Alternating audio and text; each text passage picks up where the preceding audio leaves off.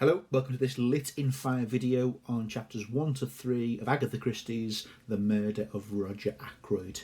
This will be the first in a series of 9 videos looking at chapters in banks of 3, so 1 to 3 inclusive, 4 to 6 inclusive, looking at how Christie handles and adapts conventions of what is regarded as the golden age of crime fiction.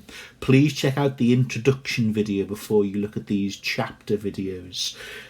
The first video sets everything in context and introduces the conventions and how Christie treats them, which will be discussed in these videos.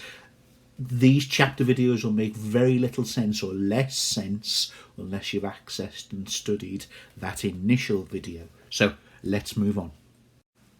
Okay, so last few bits and pieces before we get into the chapter analysis. Here on the screen now is a sort of map, a who's who, many characters, and I think maybe early on it's hard to keep track of who's who, so you can have a little screenshot of that if that's any use to you. I've tried to get into some of the relationships, some of the hidden relationships, which will be revealed or unveiled later on, so there's that for you.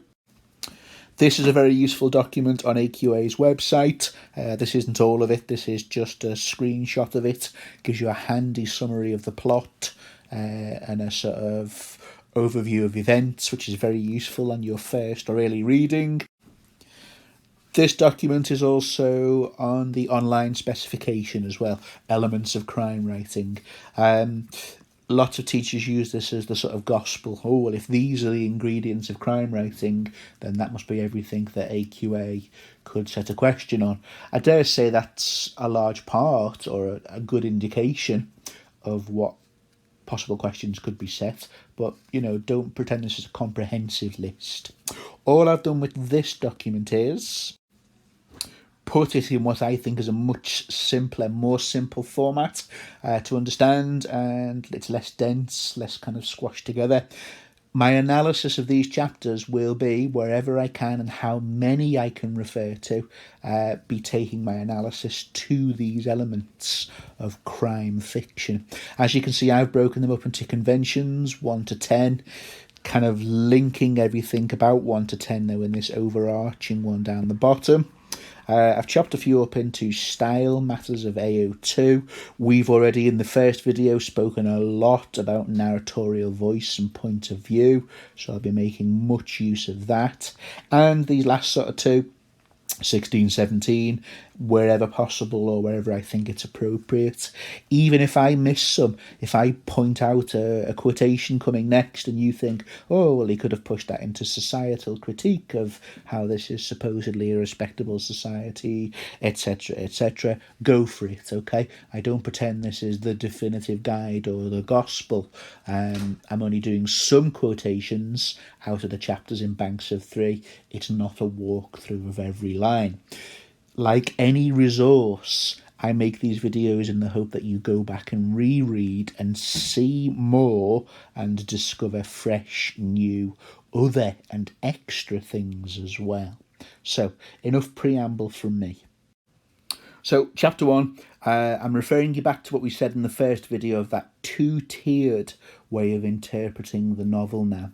Seeing things at the level of the author, the authorial level, the whodunit, the slow gradual reveal, the plenty of casting of suspicion towards multiple and many characters. But I also, at the same time, want you to be able to tease out what we now know, given that we've already seen who the murderer is, and unearth some of those ideas of hiding in plain sight.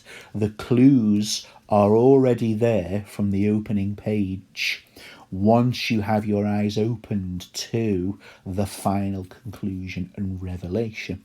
So, I'll be doing that throughout, as well as linking to all those 17 things where appropriate.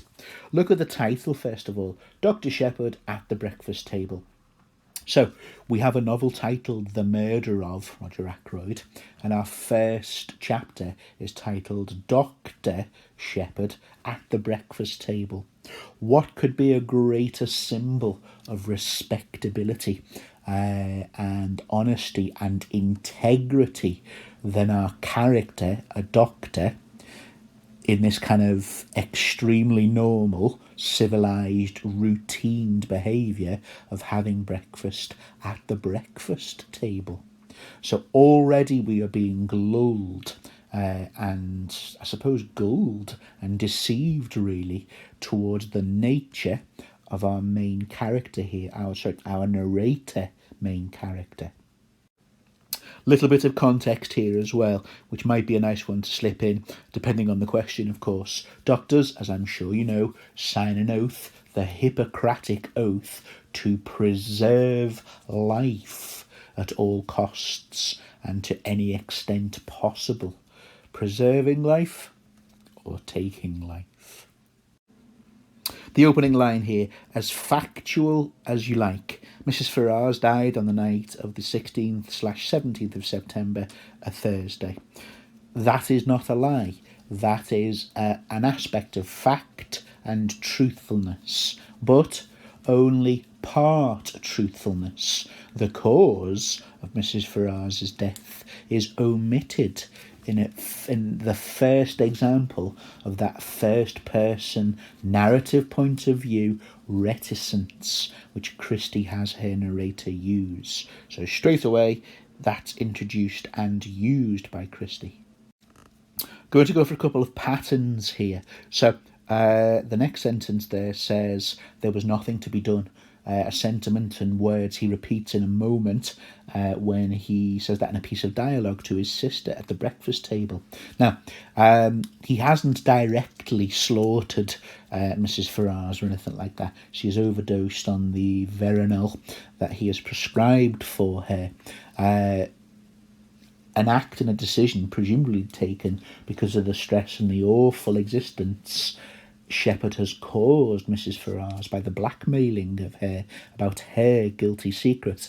Don't forget, a crime, a murder, precedes, has already taken place before the opening words of chapter 1. The news of that is deferred, okay? It is pushed away to about chapter 4, I think it is. A bit hazy on the numbers, but we'll see that as we go through. But scratch away at that in terms of the psychology of our murderer here. There was nothing to be done. A total absolving of himself and any blame or part in the death of Mrs. Ferrars. And I'll show you where that's repeated again very shortly. Remember we spoke about Christie hiding the murderer in plain sight, and even from early on there are clues if you are wise to them. Look at the thing I've put in yellow here twice. I do not think it is accidental. It's a figure of speech almost on one level, the way Christie has Shepherd use this. Look, to tell the truth, I was da-da-da-da. To tell the truth, it was precisely my sister Caroline. Well, this is not an entirely truthful narrator. We don't want to say it's untruthful or unreliable, but he is not truthful to the full degree. One of the titles later on is The Whole Truth. We are not getting that here, are we? Little note there as well.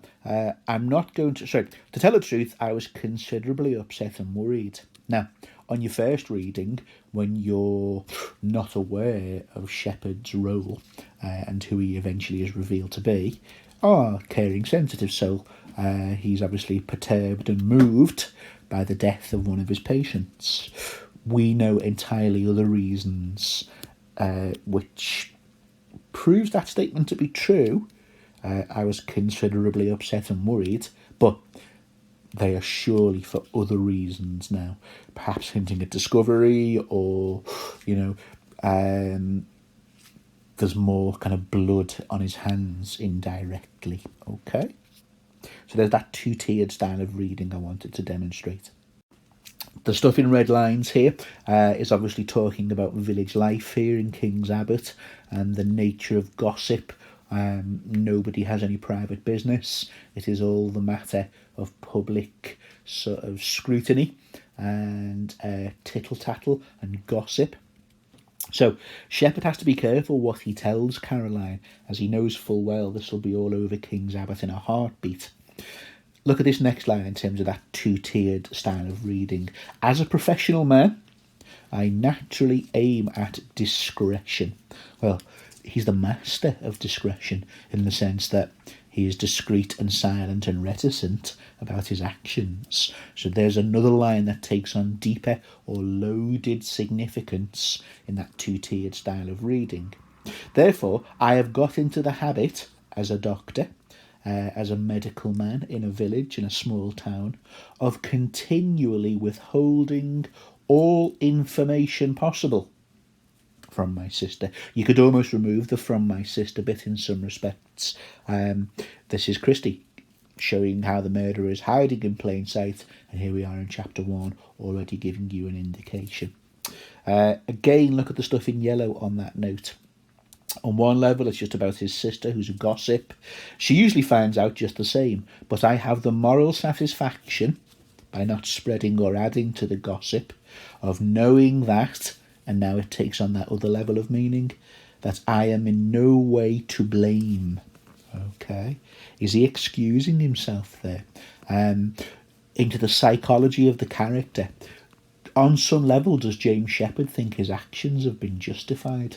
We're going to talk about his attitude towards people who are wealthier than him and to people who might be socially inferior to him. I think there are moments of disdain and snobbery and maybe resentment towards those who are more affluent than him, but he also looks down his nose at those who are beneath him socially. So I'll show you that along the way. Then we get Caroline's assertion that his wife, Mrs. Ferrars, poisoned him, Ashley Ferrars. He dismisses this. He absolutely dismisses this. But, sleight of hand, deception. Okay? Publicly or out loud, he scorns Caroline's suggestion. My invariable rejoinder that Mr. Ferrars died of acute gastritis. This is a moment of open deception, I think, in terms of unreliability. So I think we can chalk that one up to unreliable narrator here. He will learn, and does know by the time he's writing chapter 1, of the fate of Mr. Ferrars. Here's what you might see as the first indication of Shepherd's resentment at the wealth available to the Ferrars. Lots of women buy their clothes in Paris and have not, on that account, necessarily poisoned their husbands. So even though we're in sort of affluent middle-class circles here, we do see some sort of nod towards extravagance here and luxury. So the idea being perhaps that, well, she shops and buys her clothes from France. She clearly has money available. Which is maybe some kind of justification of his blackmailing towards her. So the previous quote, where he absolves himself of blame, maybe at a psychological sort of subconscious level, Christie wants us to see that, well, they're loaded. So, they won't really miss some money if I extorted from her in terms of covering up and remaining silent about the murdering of her husband. There's that second repetition now. Here it's in some dialogue to his sister. Nothing to be done. I want to quickly look at these two sentences here. You might not think much of this, but these elliptical sentences, missing out a word. So I'm not asking you to speculate what the word is, but a sad business, nothing to be done. She must have died in her sleep. And then maybe she must have taken too much. Perhaps you can see that elliptical or those elliptical sentences missing out the gendered pronoun she. Is that some kind of attempt to depersonalise and distance himself from the act he has allowed to happen and sort of facilitated by prescribing the veronal? I think it sounded a little bit flippant and dismissive. I must have died in her sleep. As though it's just another case, just another sad outcome, a kind of tragedy in terms of, one of my patients, Mrs. Ferrars, she's dead, isn't that sad? Not quite the full picture again, is it? She died of an overdose of Veronal. She's been taking it lately for sleeplessness. Must have taken too much, as he's there chomping away on his eggs and bacon. Dr. Shepherd at the breakfast table. Now we can see on that second layer of meaning, he can just cheerfully return to breakfast and function seemingly as normal as the village doctor, who's a respectable, upstanding citizen, meant to preserve life. Quite the opposite. Again here, perfectly factual. She's been taking it lately for sleeplessness. No indication, which we can't get until we read and then reread the narrative, of why Mrs. Ferrars is probably suffering from sleeplessness. The torment of funding Dr. Shepherd through his blackmailing of her, so he keeps quiet about her actions of poisoning her husband. So again, truthful to a degree, absolutely not the full, whole or complete truth, is it? Two-tiered reading again with this top quote here. It's odd when you have a secret belief of your own. Please zoom in on secret, the key word here surely, that retrospectively revisiting the narrative, we can see a lot more, as we can with the word denial. At your first reading, you're probably thinking this is his irritation at his know-it-all sister, who's not a medical professional, and he's irritated at her trying to best him or one-upmanship in terms of her knowledge of medicine. But when you have a secret belief of your own which you do not wish to acknowledge, reticence again, the voicing of it by someone else will rouse you to a fury of denial. So he does actually himself suspect that Mrs. Ferrars has poisoned her husband, but he doesn't want to add to the gossip of the village. But knowing what we know, the secret belief and the fury of denial, well, denial is very much in the makeup of Dr. James Shepherd. Moving down here, just wanted to look at this in terms of the criminal mindset. So here we have a bit of dialogue. There probably are women like that, but Mrs. Ferrars wasn't one of them. She was a mass of nerves. An overmastering, this is Caroline talking, an overmastering impulse drove her on to get rid of her husband, because she was the sort of person, a man like Ashley Ferrars, in her life, she must have had to suffer a good deal. Look at the sort of passive verbs here. The idea that someone can be driven to murder. So in some way, the criminal can elicit sympathy or, can be driven to it. It is not just a cut and dry matter of right and wrong. There are grey areas within criminal acts. Just a little sort of extra one there. Closing exchanges of the first chapter. This is Caroline. And are you absolutely satisfied there was no foul play or suicide or anything to be investigated with Mrs. Ferrars's death? We're already yet again being reminded. I did not answer, but got up from the table. Reticence, no answer in terms, are you satisfied there was no foul play or anything sinister? He declines to answer. Reticence. Okay, chapter 2. So obviously we have a title here, Who's Who in King's Abbot. So logically, it's well to look at setting here. So setting and crime, time and place. Number 1 on that list of sort of AQA's conventions, which we flashed up earlier. Now, if you look here, the village, or a nice handy all-weather quote here you can drop in for lots of essays. Our peaceful village. Okay, lovely ironic quote here, given that it is peaceful, but look at the crime and criminality and the sort of immoral behaviour underneath most of its residents here. So there's a nice quote about veneers to drop in a ton of essays, I guess. King's Abbot here is rich in unmarried ladies and retired military officers. Now, the reason why I think Christie has Dr. Shepherd mention this is that increasingly now in the novel we'll see lots of implied references to what AQA classes one of the central motifs of crime writing, one of the vices, if you like, of mankind and people in a crime novel. Inheritance, which brings us to the subject of money. Okay, so it's a word which crops up frequently and regularly throughout The Murder of Roger Ackroyd. Sometimes it's implicit, the love of and pursuit and the acquisition of money. Sometimes it's explicit. So please do keep a strong eye out for money, which, as we are told sort of proverbially, is the root of all evil.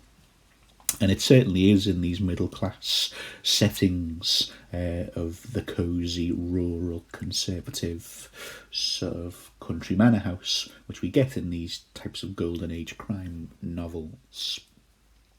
So we have here Dr. Shepherd reflecting on and speaking at length, or narrating at length, about Roger Ackroyd.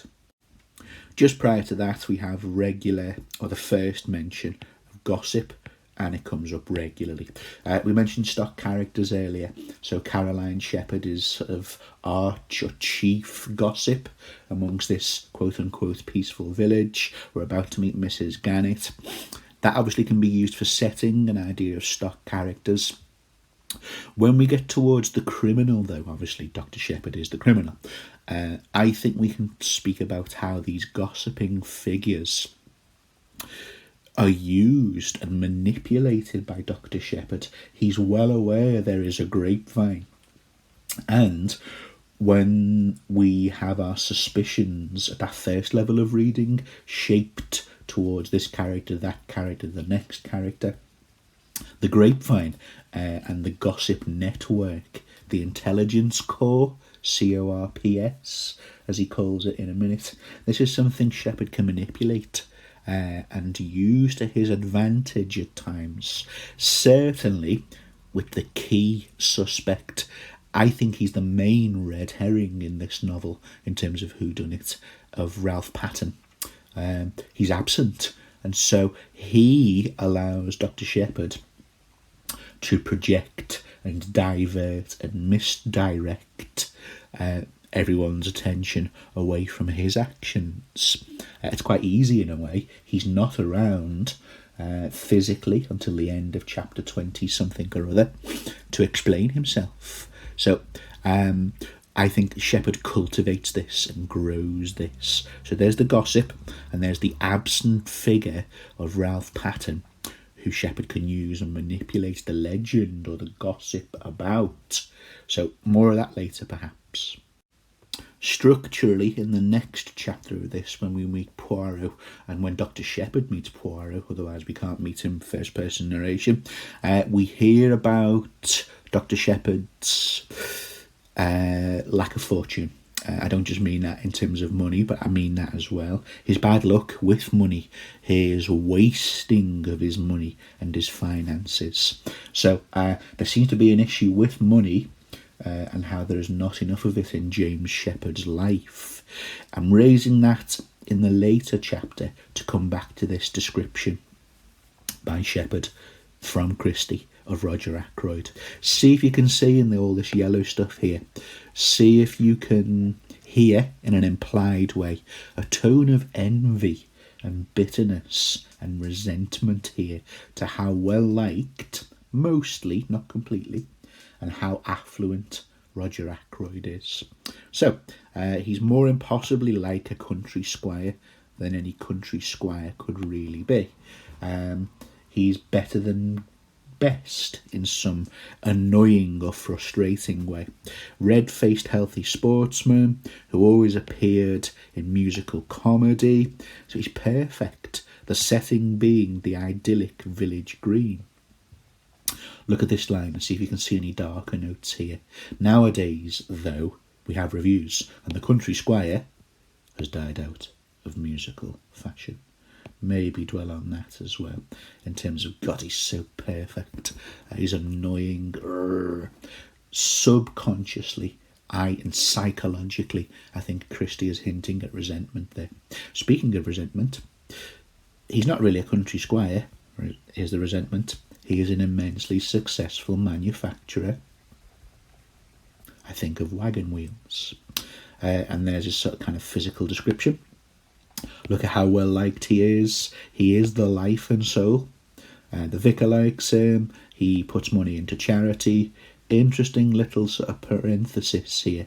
The rumour has it Ackroyd is extremely mean in personal expenditure. So what he does and doesn't do with his money, we're about to see the repercussions of that. Encourages cricket matches, lads club, disabled. So, he's one of the boys. He looks after those less fortunate. He is the model citizen in the model village. If you've ever seen the film Hot Fuzz, then you'll know the idea of a model village and how that's parodied and satirised. Extremely funny film, in my opinion. First few hints of Ralph Patten here. A wild lad and a continual source of worry. I think these are the things which Dr. Shepherd starts to sort of gather and starts to develop and use again for that misdirection. As I've said before already, and for gossip, little reminder there. Money comes to the fore again here with the return of an in-law for Roger Ackroyd. We have Mrs. Cecil Ackroyd. I don't think we ever learned that woman's Christian name. I think she's defined by her husband, Cecil.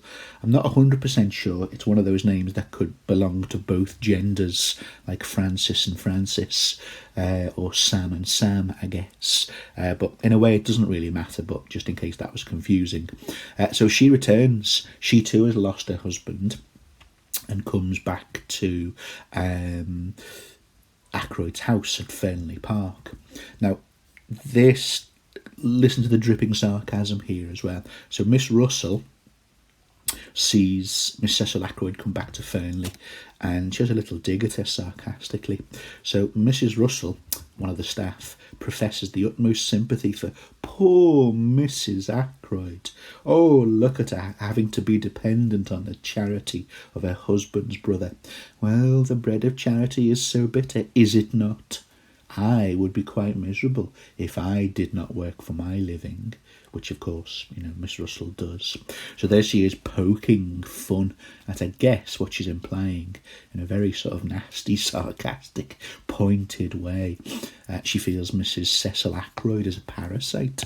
So she's lost her husband. She's just returning to feed off Roger Ackroyd's wealth and generosity and finances now. We're starting to see the emergence here of, the money as being the root of all evil. Money and envy, these kind of sort of seven deadly sins ideas of greed, gluttony, avarice, envy, all those kinds of classic ingredients of the things which underpin crime and criminality. You see that so much, of course, in your Browning poems and your Peter Grimes, all that kind of stuff. Money is the root of all evil. Unlike maths, which is the square root of all evil. Sorry, I couldn't resist.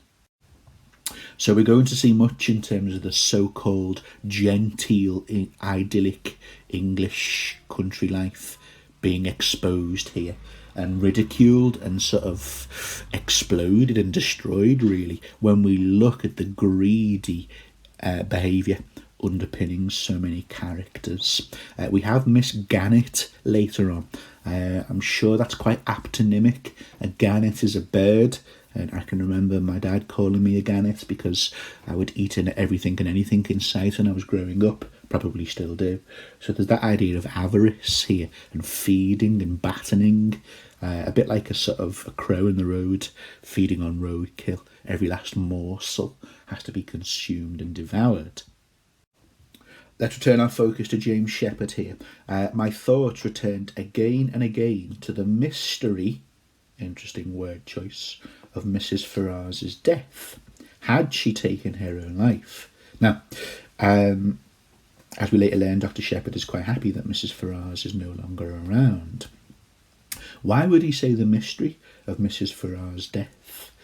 Is that an attempt at misdirection and to deceive our reader?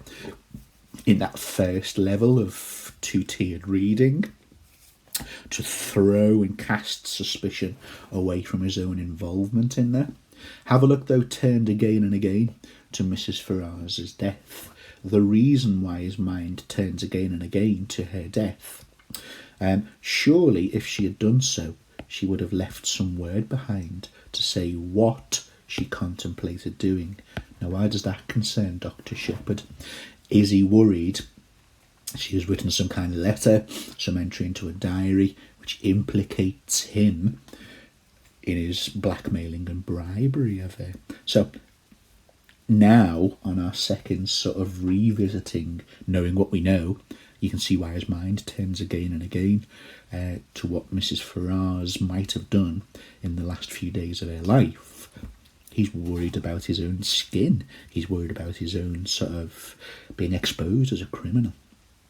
Slightly misogynist here. They, women who are committing suicide, covet the limelight. So, little note of bitterness there towards women. When had I seen her last? Not for a week. His mind is clearly going over this. Now, same question. Why does this concern him? Then I suddenly remembered that I had seen her, though not to speak to, only yesterday. She had been walking with Ralph Patten. Okay, so he's worried again, isn't he? That before she died, she has revealed something to Ralph Patten, and this makes Shepherd worried. He wasn't within earshot of the conversation, but look at the sort of body language here in the way Christie characterises them. They, Mrs. Ferrars and Ralph Patten, had been walking along side by side, their heads close together, and she had been talking very earnestly or seriously. That earnest tete-a-tete, head-to-head, between Ralph and Mrs. F. the day before struck me disagreeably. Well, we know why. We can answer that question, can't we? Suspicion. So, at times we'll point out how Dr. Shepherd seems very cold, remorseless, shows no sort of repentance, or, anything really, particularly in that last chapter. But here, there's panic and anxiety about what might happen and what might be revealed to others in our so-called respectable little village. There's one more handy little quotation which I guess can be used or is exploited by Dr. Shepherd in terms of the legend and the myth and the gossip around Ralph Patten's ways and his behaviours. There's Mrs. Gannett. Again, think of the sort of aptonymic nature of that name, an apt naming. I love this response here. Look, Miss Gannett is fishing for information in this town, village, saturated with gossip. Of course, I must know all about it. Doctors always did, but they never tell. Look at the way she's fishing. But watch this response.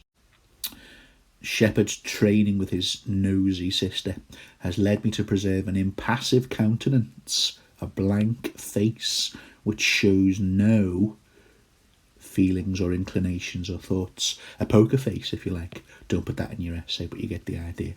To be ready with small, non-committal remarks. Blank face. Remarks that don't suggest or give away anything. Why would that be significant in a novel like this, where the narrator is eventually revealed to be? Okay, so more good clues. Christie is making her criminal hide in plain sight. Then into the chapter and the overall narrative comes Miss Russell.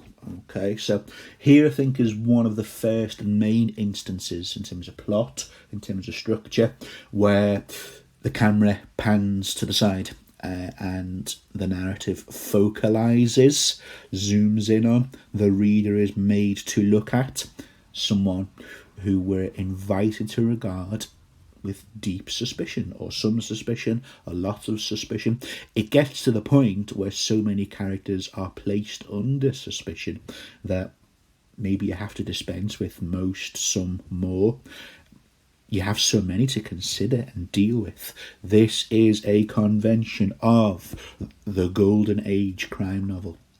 All and any and every at some stage, to varying degrees, are placed under suspicion. So when she comes with this kind of spurious and clearly false, which Shepherd sees, bad knee, and in she comes. Now, we've just heard Mrs. Gannett talk about drugs and addiction, and then in comes Miss Russell. So keep an eye on this deliberate plotting. So Miss Gannett spoke about drugs and addiction, in comes Russell, and strangely the topic turns to the idea of drugs. I don't believe in all these drugs, said Miss Russell, her eyes sweeping over my array of bottles disparagingly. Drugs do a lot of harm. Look at the cocaine habit. Now, we later learn that's related to her son, Charles Kent, who isn't revealed as her son yet. But your retrospective, your second layer of reading, knows what this relates to. And it is her son and his cocaine habit. However, now, in your kind of first impression reading, 2 tiers again, see? 2 layers, 2 levels. What's the reader thinking or being invited to consider in terms of suspense, mystery, suspicion? We're suspecting Miss Russell has played some part at this point, aren't we, in the death of Mrs. Ferrars, especially given the dialogue and character use of Miss Gannett just before this. Oh, it's very prevalent in high society, is that cocaine, says Miss Russell. Look at Shepherd distancing himself. I didn't attempt to argue with her. And then we have this.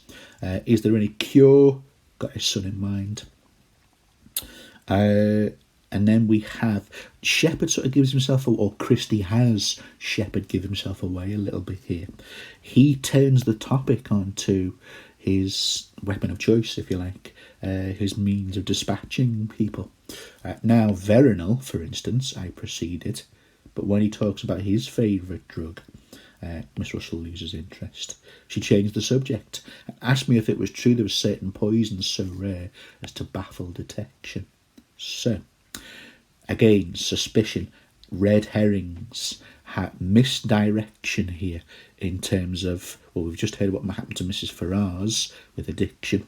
Here is someone turning up to the surgery asking if there's a way of poisoning someone to baffle detection. There is a way of baffling detection. You can be reticent and hide and conceal. Nothing to do with poison. We know where that ends up, of course, in a kind of poetic sort of justice, arguably, in terms of the cyclical narrative. That's the means in which Shepherd chooses to dispatch his own life. And then we see the sort of, you've been reading detective stories. More on that in a moment. Now, talk about raising suspicion. And in your first reading of this may well have triggered your suspicions about Dr. Shepherd. It's up to you how smart and intelligent your viewing was, or are you smart after the fact and then say, yeah, I read that, I knew that was him all along. Part of this genre is the challenge to the reader to be able to spot who done it. But look at what Christie has Shepherd say in this conversation with Miss Russell. The essence of a detective story, I said, is to have a rare poison, etc., etc. Death is instantaneous, and Western science is powerless to detect it. Is that the kind of thing you mean? Yes. Is there really such a thing? Right, this adverb is so key to all of this. I shook my head about the fact that there isn't such a thing, regretfully. Okay. Why would the doctor be regretting that there isn't poison, which can kill someone and leave no trace of it in the victim's system? Interesting. Okay. I'm afraid there isn't. There's curare, of course, and then Miss Russell loses attention or interest again. Now, remember here, the reader, you're being asked to you're being focalised on certain people.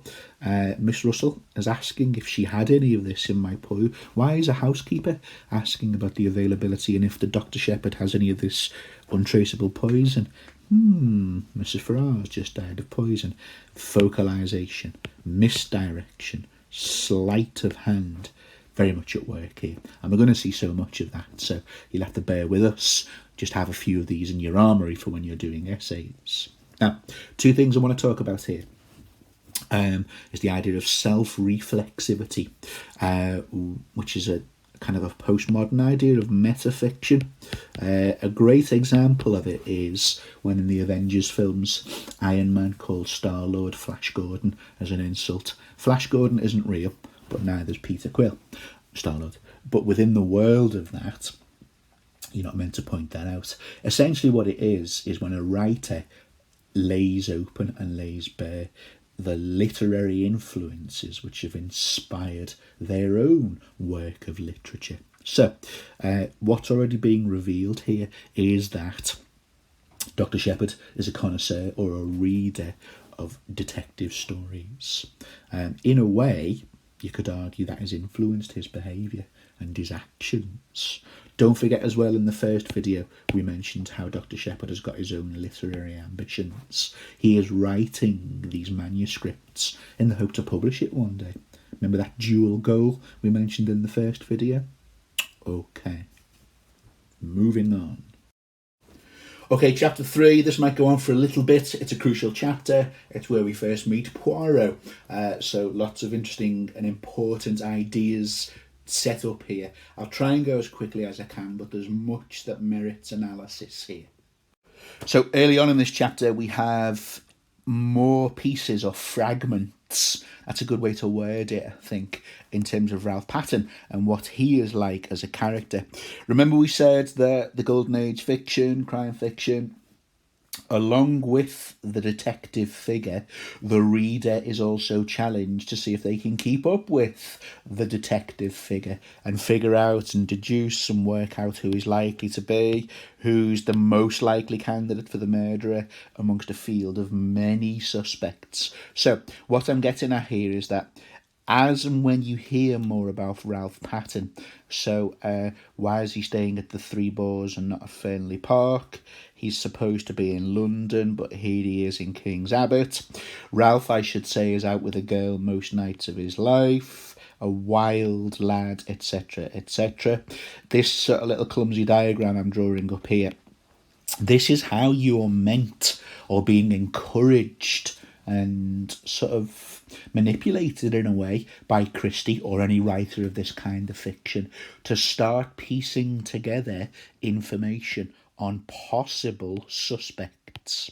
So you're building up this picture profile of Ralph or whoever it happens to be so that you can work towards genuine suspect, red herring, some part, no part, completely responsible, etc., etc. However, while you're doing that and finding this and that and these other things about Ralph, it's misdirection. Look this way at the elusive Ralph Patten, who's not the most honest. He claims to be in London, but here he is in blah, blah, blah. Oh, look this way. Look at that Ralph Patten. What a naughty boy. Dr. James Shepherd. Away he goes. Okay, so, and you're going to see many more of this. You've just seen it with Miss Russell. Why on earth is she acting about poison? However, Ralph is slightly different in my opinion. As I said before, I think he's the chief or main primary, if you like, red herring, deliberately used by James Shepherd and set up as a suspect with the reader, just to, oh, look over here. Meanwhile, over in this direction, I'm doing that. So there's 3 instances of that. Okay, so to the meeting of our little Belgian detective, who, as we're going to hear in a moment, is quite egg-shaped in the head and has his famous 2 moustaches. There he is. Okay, not quite sure what's going on with his hair, but there we are. Maybe a little curl there, I don't know. I'm quite pleased with that. Okay, sorry about that. There we go. There's Poirot, in my estimation. So, an innocent remark about our new neighbour created a diversion. Well, James Shepherd, he's a master at that really, isn't he? Oh, I forgot this bit here. Shepherd reacts about something in terms of Ralph Patten. I said, in the surprise of the moment, I departed from my valuable rule of never parting with information. Remember, we've spoken about reticence on many, many occasions, and we will do more. So, a diversion, reticence, never part with info. Excuse me. Now, look at how Poirot is above or immune or protected from the intelligence corps. He is beyond investigation, not always or completely, but look, to Caroline's extreme annoyance, she has not been able to find out anything about him. So everyone is open to his detection and his piercing eyes and his gaze and his analysis and his intuition, the intuitionists, remember? But Poirot himself is somehow above that or escapes it. So through Shepherd, Christie here conveys the sort of mystery and how impervious to investigation himself Poirot is. He's above it. He can sort of resist it, really. So the intelligence corps had proved a broken reed. So Poirot is a case who they cannot crack.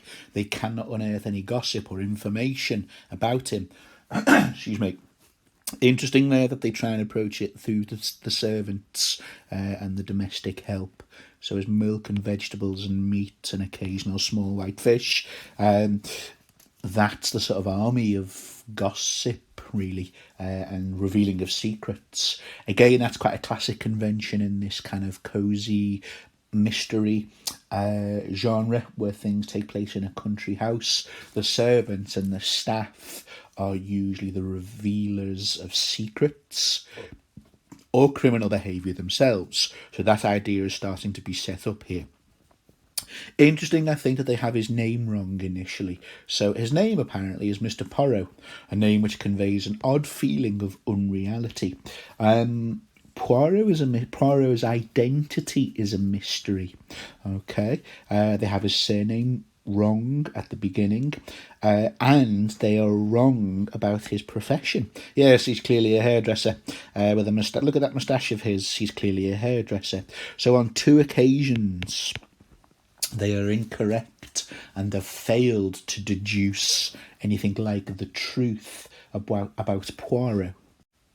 Ask yourself at this point, who else in the village of King Abbott have the intelligence corps been incorrect about or failed to reveal, identify or expose? James Shepherd. Now, where am I going with this? Well, this is a convention of the genre which you quite often see, not always, and this relates to number 8 in those AQA conventions, the dynamic between the detective and the criminal, or criminals. Usually it's one criminal though, the hero and their nemesis. Quite often in this genre, there is a deliberate paralleling between the detective and the criminal.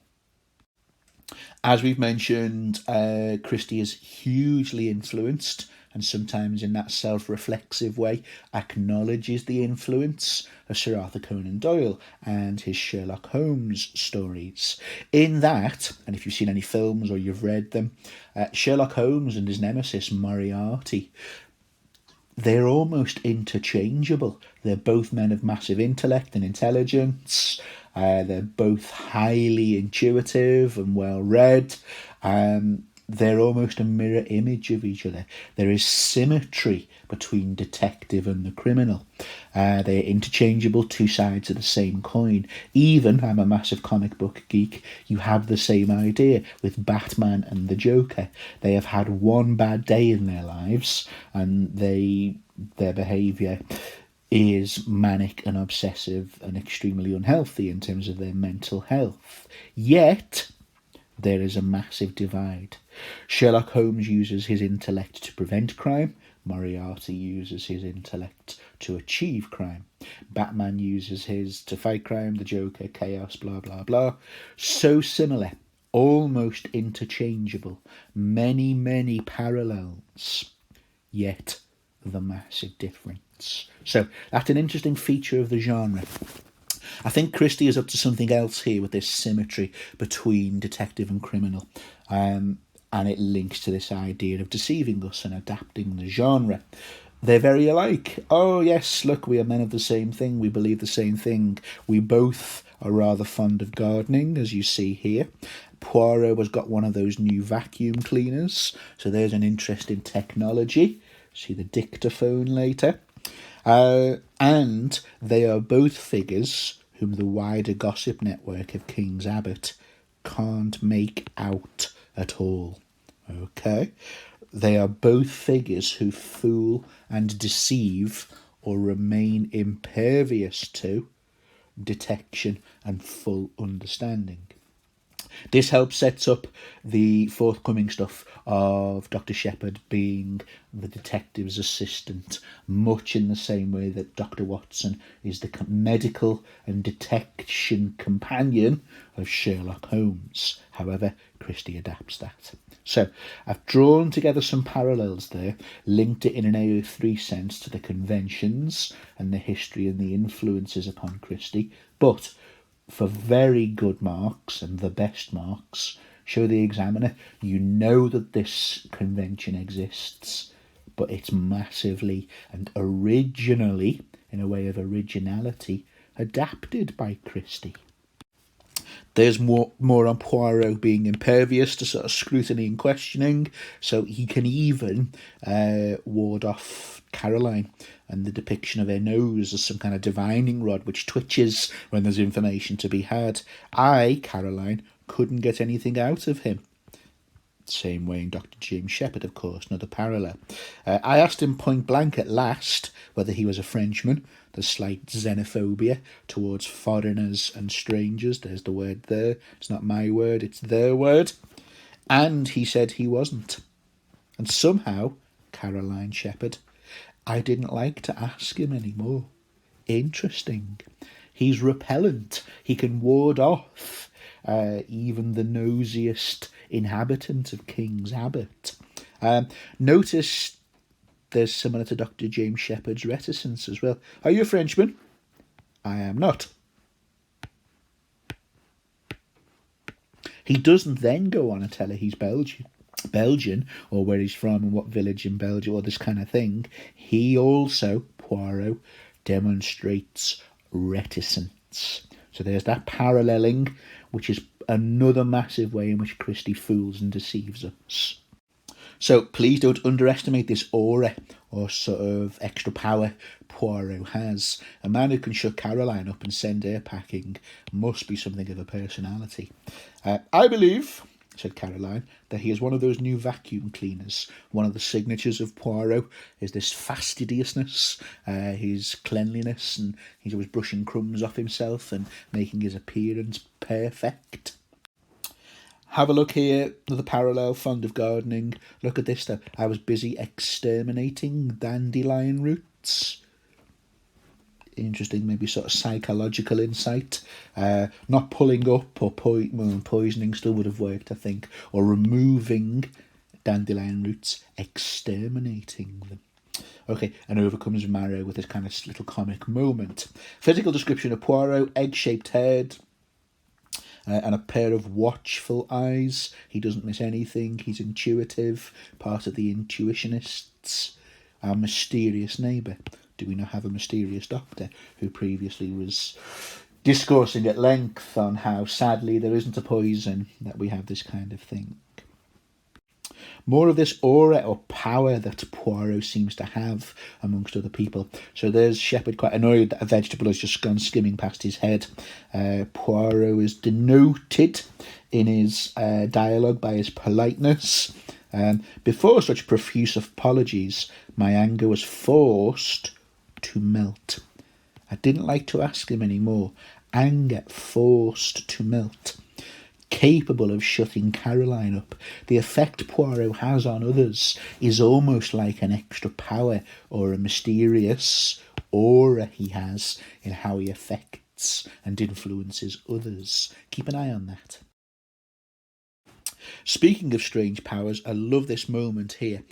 Such a habit could hardly endear him to us as neighbours. Growing marrows, and maybe he's prone to throwing them over the garden wall. The strange little man seemed to read my thoughts. Oh no, don't worry about that, it's not with me a habit, but you can figure to yourself, monsieur, blah, blah, blah, and away he goes. Now, very interesting. Poirot is an intuitionist in the manner of Golden Age detectives. He demonstrates something which, just after Christie published this novel, excuse me, was something that was classified as ESP, extrasensory perceptions. If you look it up, it's believed to be some kind of psychic abilities involving intuition, telepathy, clairvoyance, something beyond your normal extra five senses. So extrasensory in addition to the five senses. It's all a lot of hogwash, of course, and it was coined and studied by a psychologist in the 1930s called J.B. Rhine. Okay? And he did experiments on it, and then it was tossed out as a load of complete nonsense. But, and this is after Christie writes, but in a way, she was sort of ahead of her time with this character trait of Poirot. He seems to be able to read my thoughts, and his level of intuition almost borders beyond the natural into something supernatural. Okay, so if you want to waste a good 10 minutes looking at extrasensory perception, you can do, but I think Christie sort of imbues her character with that. More similarities being set up here. Have a reread of that. I myself, like you, in the sentiment you just expressed, also can see that, and I am perhaps an instance, so a bit more in terms of the paralleling there. Okay, very important but very subtly implied insights into the psychology and the mindset of the criminal here, their motives and their actions. Look very closely at the mentions to money. A year ago I came into a legacy, money, enough to enable me to realise a dream. Always wanted to travel, see the world. A year ago, I'm still here. Okay, now scratch away at that. There is sadness and resentment and disappointment. Those things can fester away in anyone's mind, I guess. I'm not saying they ought to and will always lead to criminal behaviour and murderousness, nor should they, but I'm still here. And then you look at things like sighing, which we're going to identify. I shook my head with a sigh. In the Argentine, I said enviously. So Hastings is mentioned. Christie setting up the idea of Dr. Shepherd as this kind of surrogate or replacement Hastings figure, a loyal detection companion for Poirot, and he will be, but with a twist. But in terms of the psychology of the criminal, I had money. I wanted to. I'm still here. A dream not realised can fester away and result in, well, what we do with James Shepherd, of course. Poirot uses that sort of ESP and that strange kind of perception and intuition.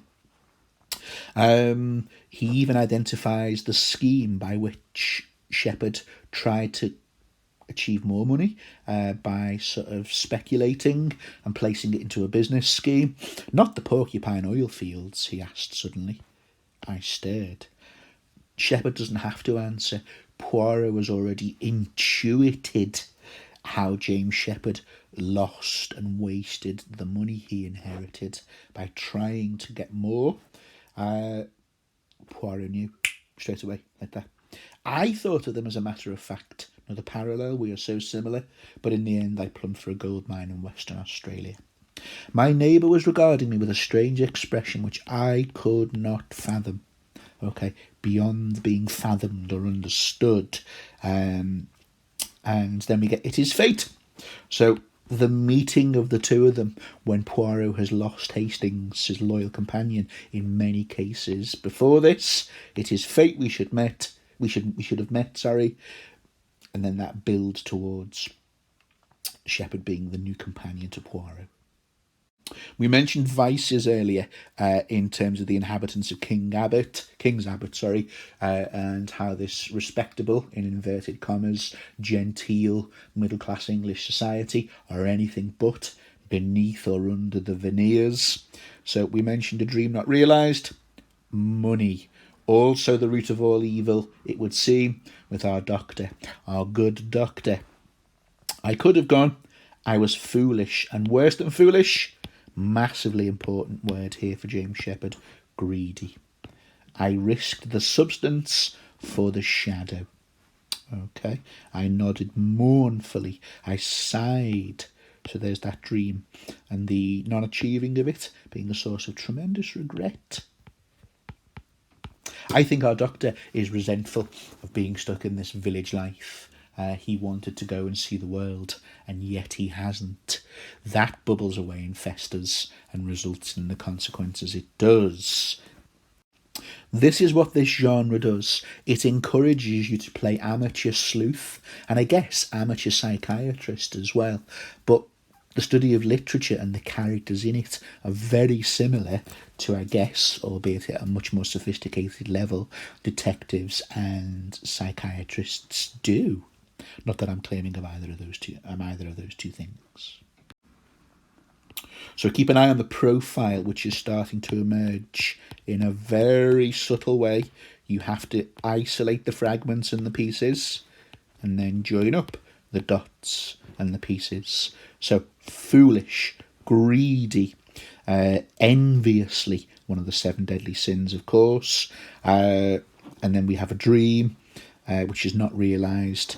All of a sudden, our picture profile of James Shepherd starts to emerge, and then, like good detectives, we join the dots and see patterns.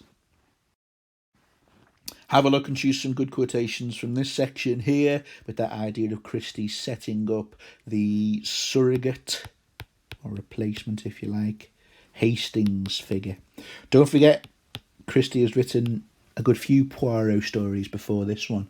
So in the same way you'll follow a series, or if you follow a certain detective in fiction or on television, you arrive with knowledge already of what the Holmes and Watson dynamic is like. Even if you've watched the Benedict Cumberbatch version in recent years, you will arrive at the second series already knowing what the dynamic is like between Holmes and Watson. So the reader's being falsely lulled and reassured here. Oh, bless him, Poirot's got a new Hastings to play with. Don't word it like that in your essay, okay? You resemble my far-off friend. It is fate that we should have met. And then the topic changes from Poirot. You doubtless know everyone in this tiny village. Who is the young man? Ralph Patten, okay? So remember that Shepherd is going to use this as Ralph Patten, as his chief red herring. Further mystery about Poirot here, or as he currently is, Mr. Porrow. I have asked him to say nothing of my profession down here. Patent snobbery, which I think is also a character trait James Shepherd exhibits at times. There's that paralleling again. Grandiloquent and snobbery and snobbishness. One prefers to remain incognito. Well, who else is hiding in plain sight? Dr. James Shepherd, all right? But it eventually comes to light who Poirot is. He's not Porrow, he's Poirot, the world-famous detective. Last quotation here, we have something revealed by Poirot himself in terms of the knowledge of Ralph Patten. So yet again, we're doing this kind of piecing together the fragments. Another fragment or strand, to mix my metaphors, occurs here.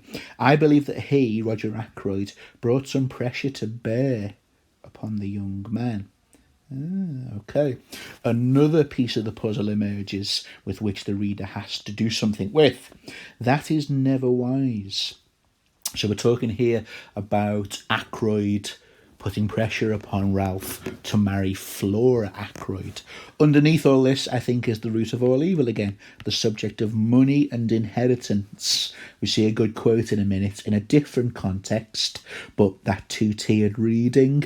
We see Patten being described as the victim of inheritance. Should be all over that quote in terms of possible motives, and Ralph as a suspect. This is a forced marriage, and it's with the idea that Roger Ackroyd is wanting to keep a hold of or control who inherits his money in the event of his death. We've got Mrs. Cecil Ackroyd coming up to have claims towards it. he wants Ralph and Flora to marry, so there's a guarantee of who inherits his wealth. Keep an eye on that. Here's a nice quick quote to sort of demonstrate that idea of Poirot's powers of intuition, his ability to intuit. Try and get comfortable using that as a verb, maybe, if the question comes up in terms of the style of the detective and how he or she goes about their detection in your crime fiction stuff. It was as though he, Poirot, was summing up the boy, Ralph Patten, by the light of some inner knowledge that I did not share. Okay, so very good, handy quote in terms of Poirot's powers of detection there.